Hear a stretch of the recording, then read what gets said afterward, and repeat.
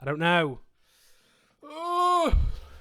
Hi guys, welcome back to the channel. Today is the Premier League predictions video. Pretty simple, just going to go through the league table and basically say where I think each team's going to finish. So, just get straight into it. I will just say, we are recording this after the majority of the opening games for the weekend, but I did make the list before then. I'm sticking to it, I'm keeping me dignity. First up, the bottom of the table in 20th, I think it's going to be Sheffield United. Yeah, sorry Sheffield United fans, but I've got you coming bottom. You lost your best player, you know, and Dyer scored all your goals last season, and now he's gone to Marseille. So I don't think there's any goal threat from you. Your midfield's now much weaker because you saw Berger to Burnley, and basically I just don't see how you're going to survive. I don't know what is the demon light in that team. I don't see it. So I've got Sheffield United coming 20th. Next up, 19th, I've got Luton. I do think Luton are going straight back down, but I do think they're building a very decent team to come straight back up. So once they've gone down, I think they'll come back up. They are building a very decent championship sort of side. I don't mean that in a bad way.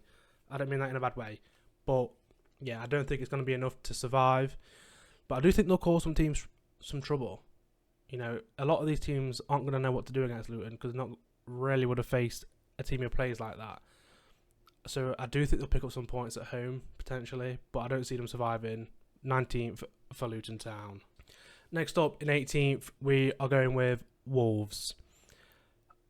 I don't see it. Same as Sheffield United. They've lost basically the best players. There is nothing in that team now that can suggest anything other than relegation. They've got a new manager who did all right at Bournemouth. I believe it was at Bournemouth last season. He did all right. But this Wolves team is just in dire straits at the minute. I don't see anything. No goal threat. Nothing in midfield. They're going down, and then the team's going to get picked apart. It could be a long one before we see Wolves back in the Premier League. 17th place. Now, this is where it gets a bit closer for me personally. I feel like all these teams are going to be quite close to each other. But I've gone with Everton. Okay. Now, I don't think it's going to be as bad as it has been in previous seasons. But yeah, if Calvert-Lewin can stay fit for the season, then yeah, I think they'll finish higher. But yeah, they don't really score many goals. The home form is what's going to keep them up, essentially. And Dyche is defensive masterclass. I think we'll finally start clicking with the players, and that will be what keeps them up. 16th, Nottingham Forest. Yeah, I think another survival for the club will be great. You know, and that should be their targets each season at the moment.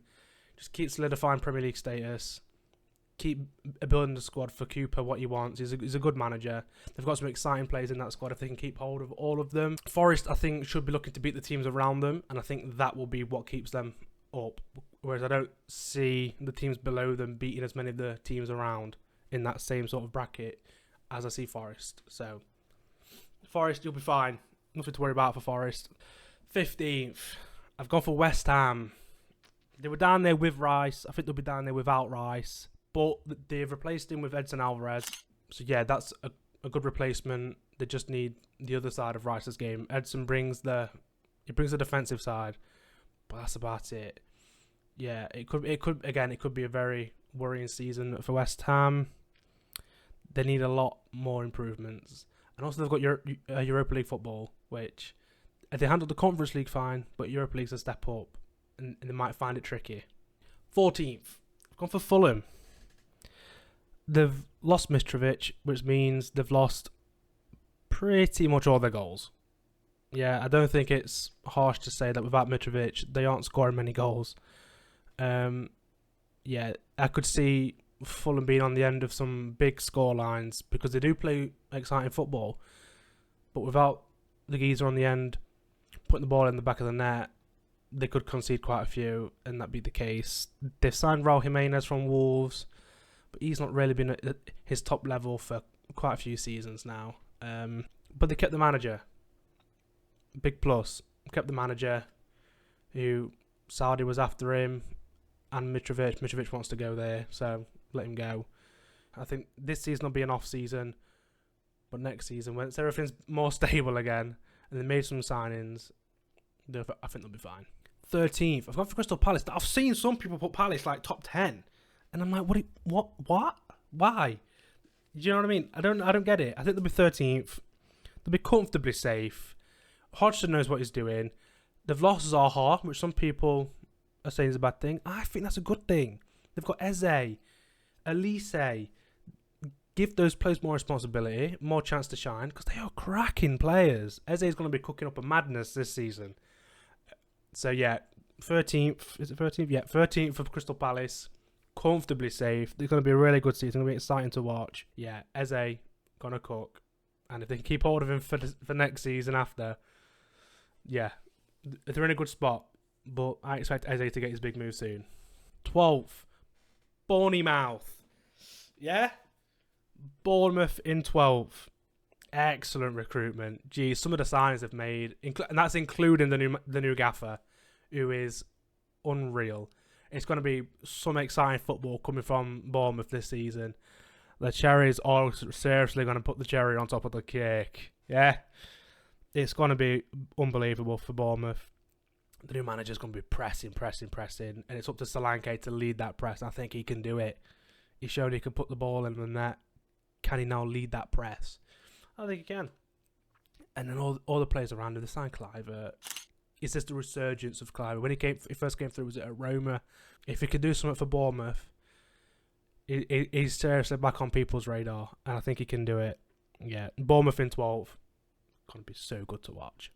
11th, Burnley.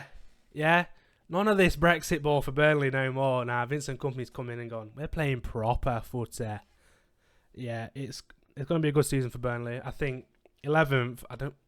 Some people are putting them top 10 higher because of the Tony factor, which we will get to. Hold your horses for Brentford. Yeah, 11th for Burnley. They're going to be the surprise package. There's always one out of the 3 promoted teams. This season, it will be Burnley. They're going to play great football. You know, if Burnley can start finishing some of the chances they got, be a bit more clinical and decisive, they could even finish higher than 11th.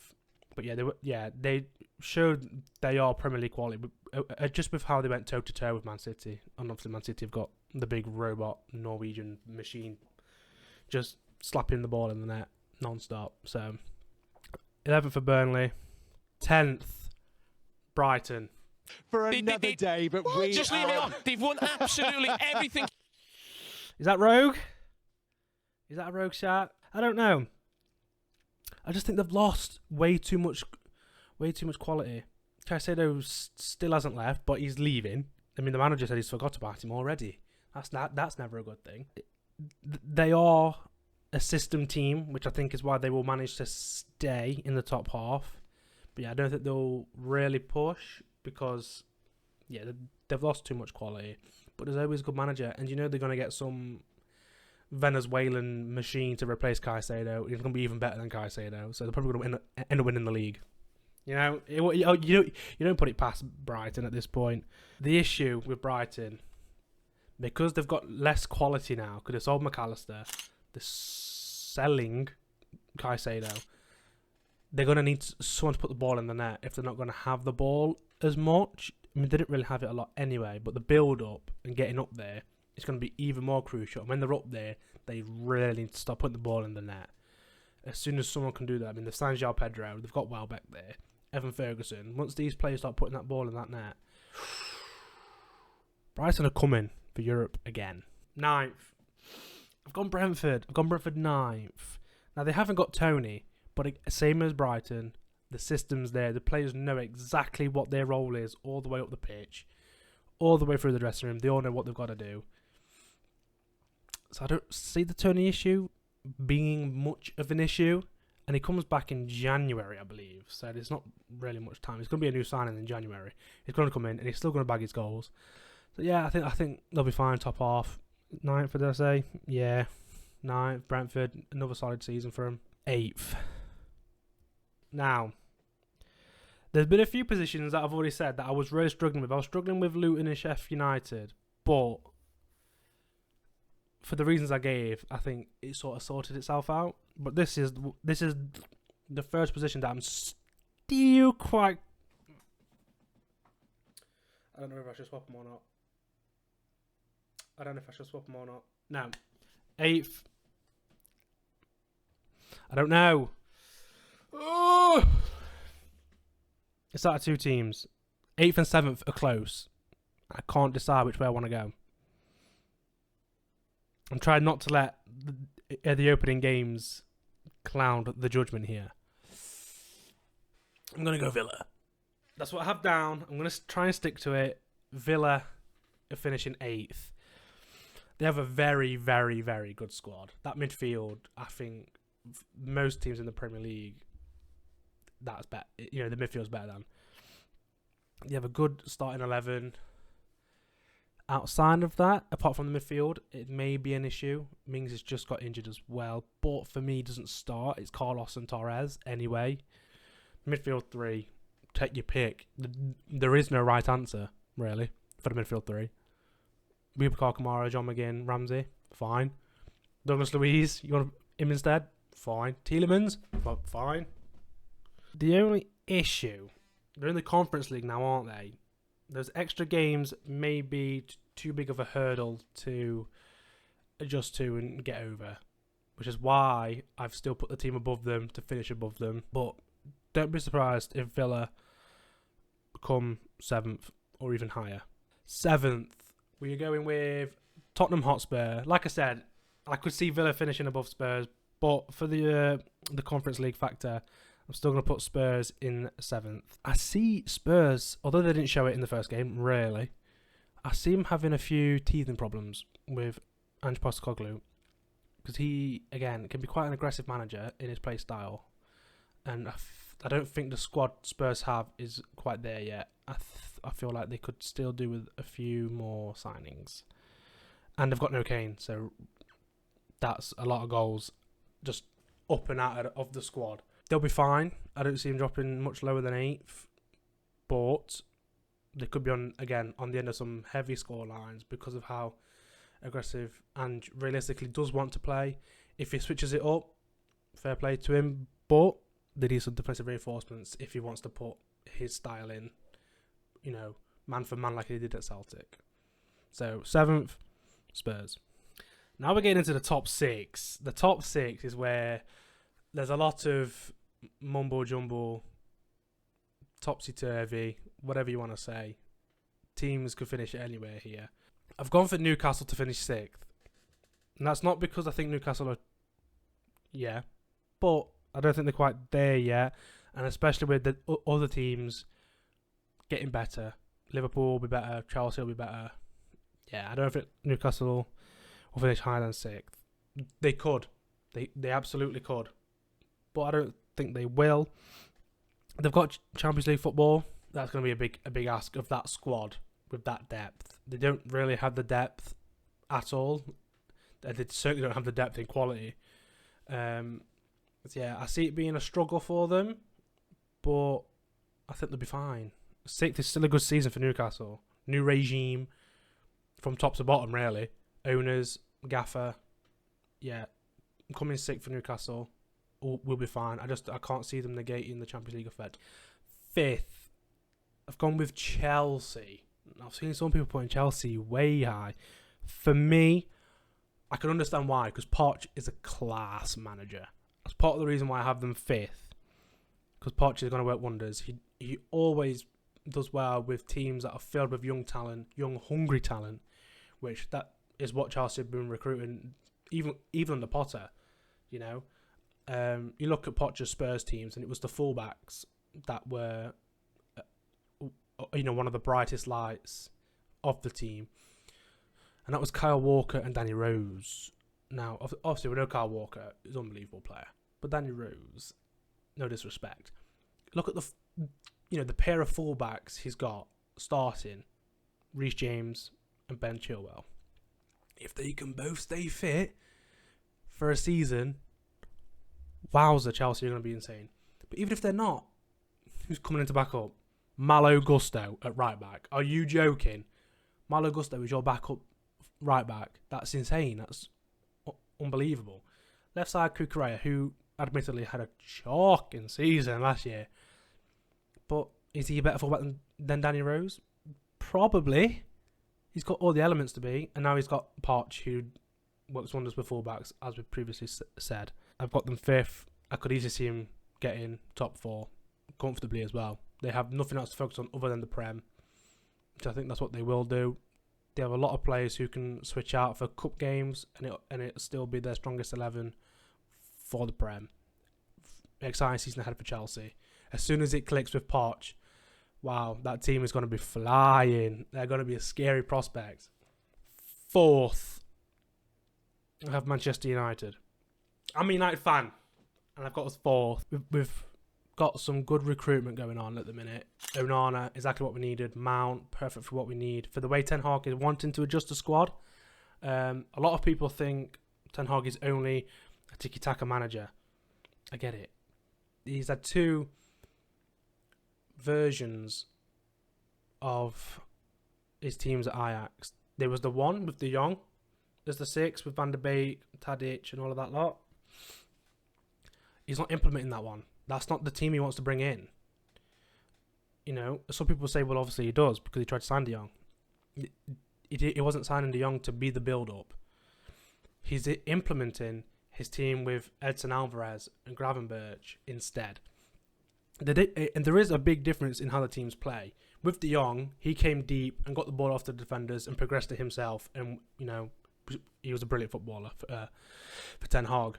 But he wants to bring in the Alvarez and Gravenberch model, shall we say, where it's the centre-backs, the DM's here, centre-backs, and the centre-backs just miss him out.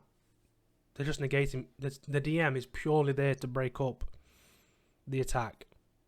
That's what Edson Alvarez was. So that's the team I suspect Ten Hag's trying to bring to Man United. A pure defensive DM, 2 high 8s who can progress, come deep, whatever. The squad still isn't fully there in terms of depth and with the quality of depth. But it wasn't there last season. We had Weghorst up front. We've got to suspect Højlund will bag more goals than Weghorst. I think we'll be fine. But 4th, like I say, doesn't necessarily mean we've declined. I think other teams will be better. We will see better overall performances with how Ten Hag really wants us to play. But yeah, I see us finishing 4th, going deep in all competitions again. But yeah, 4th for Manchester United, but an overall improvement. 3rd, I have Liverpool finishing 3rd. That team is going to bag goals. You look at the team, and I have 3 words that comes into my head when I see that Liverpool squad. Even that first 11. First one's goals. The second one is goals.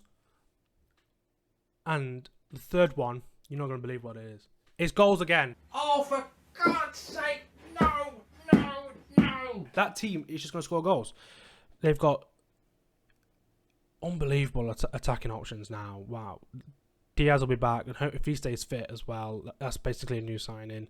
They're going to score goals. They're going to outscore most teams, and that's how they're going to win games. An injury in the defence could blow the wheels off the track, but let's say that doesn't happen. They're finishing 3rd.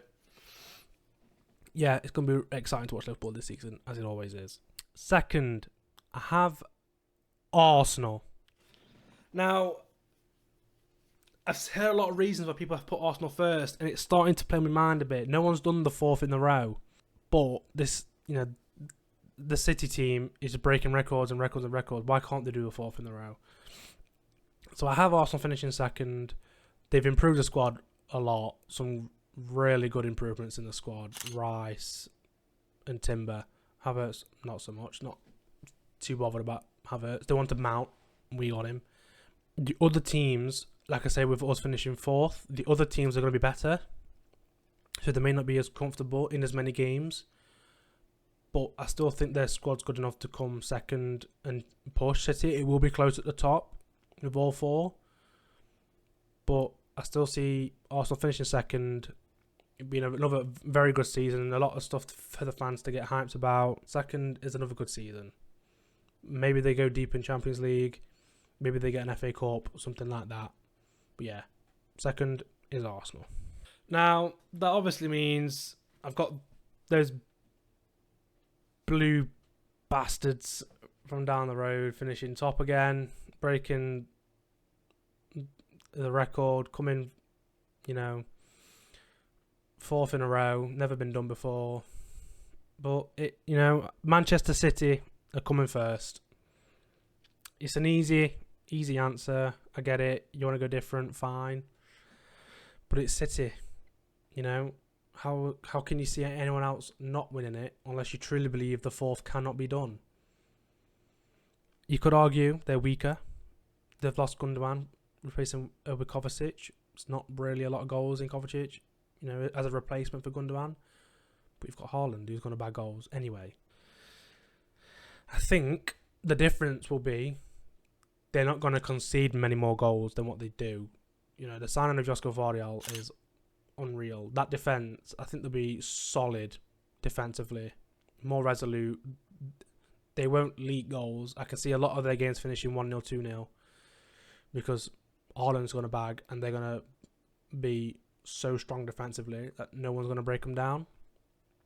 But yeah, it's an easy answer. But I mean, what else can you see at the minute other than City doing a madness and getting the 4th? It's a new record. Yeah. City winning the league. So guys, that is the end of the video.